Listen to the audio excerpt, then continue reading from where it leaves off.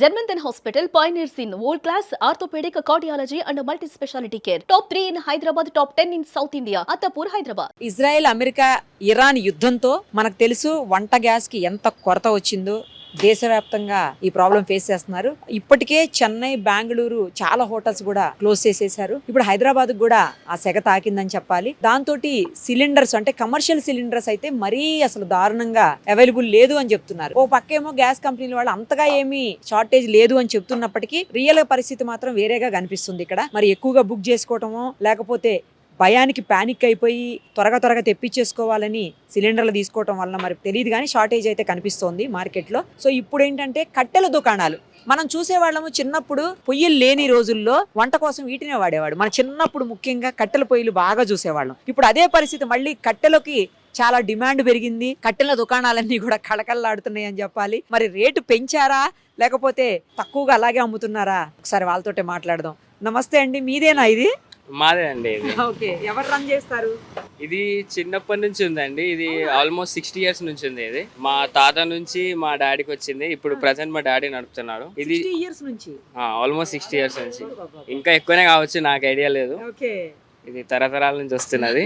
Okay. ఇప్పుడు ఏంటి demand బాగా పెరిగిందంటే నిన్న ఎన్ని ఉన్నాయని చెప్తున్నారు? అవునవును, నిన్న ఇవి మొత్తం నిండిపోయి ఉండేది. నిన్న all of the sudden commercial cylinders supply ఆపేశారని అన్నారు గవర్నమెంట్ నుంచి. సో పానిక్ అయిపోయి చాలా హోటల్స్ నుంచి కానివ్వండి, ఫంక్షన్స్ నుంచి ముందే ప్రీ బుక్ పెట్టేసుకొని కొన్ని టన్ల కట్టెలు తీసుకొని వెళ్ళిపోయారు. అందుకనే చూస్తే ఇప్పుడు స్టాక్ కూడా తక్కువ అయిపోయింది.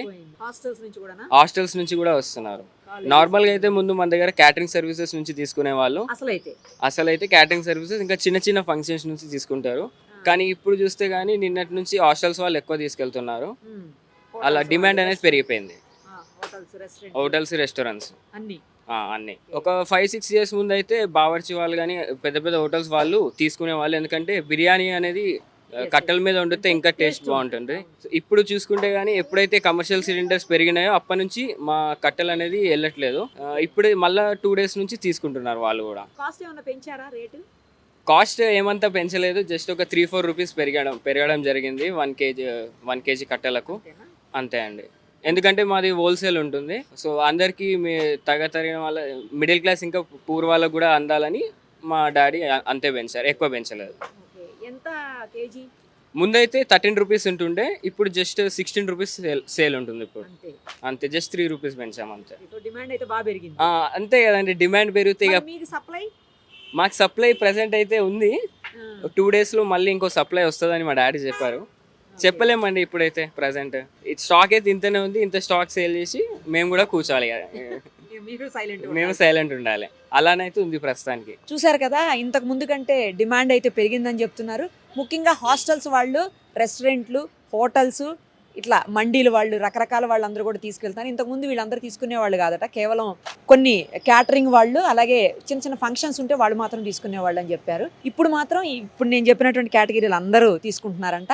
కానీ తను చెప్పింది ఒక పాయింట్, వ్యాలిడ్ పాయింట్ ఏంటంటే కట్టెల మీద వండితే టేస్ట్ ఉంటుంది బిర్యానీ, అందుకని తీసుకెళ్లేవాళ్ళు ఇంతకు ముందు నుంచి కూడా. అది రియల్ కదా. మనం చిన్నప్పటి నుంచి కట్టెల పొయ్యి మీద తినని వాళ్ళు నాకు తెలిసి ఎవ్వరు ఉండరు. అంటే ఇక్కడ బాగా సిటీస్లో పెరిగిన వాళ్ళ సంగతి తెలియదులే, కానీ నార్మల్గా విలేజెస్ నుంచి వచ్చిన వాళ్ళు లేదా ఏదైనా ఫంక్షన్స్ టైంలో అయినా మనం కట్టెల మీద తినే ఉంటాం. సో కంపారిటివ్లీ కట్టెల మీద వండినటువంటి ఫుడ్ ఏదైనా చాలా టేస్టీగా ఉంటుంది, చాలా హెల్దీ కూడా అసలు చెప్పాలంటే అది. సో ఇప్పుడు న్యాచురల్గా వచ్చేది కదా, ఇదంతా ఆర్టిఫిషియల్ కాదు కాబట్టి, గ్యాస్ లాగా తయారీ కాదు కాబట్టి, ఇది న్యాచురల్ కనుక వీటి మీద వండితే చాలా టేస్ట్ ఉంటుంది.